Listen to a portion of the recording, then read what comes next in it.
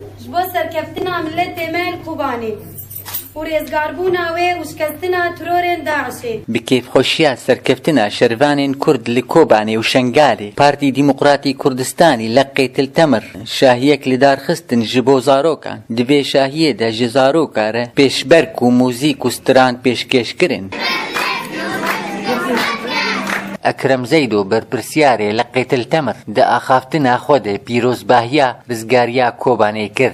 rizgarbûna Kobanê li hevşa Perçeyê Kurdistanê pîroz dikin. Herwiha berpirsiyara rêxistina jinê Semîra Haco Axivî. Em wek pedekesê vê engahanê rabûn me heflak çêkir ji bo serkeftinê Kobanê ve xweş em kêfekê têxi dilê zaroka jî wek ke dilê mezina jî. و بناوێ یەکیتیا خوێندەڤان و جوانên دیموقراتی کوردستانی ڕۆژئاوا شەهناز حەج عەبدرەزاق ئاخیڤی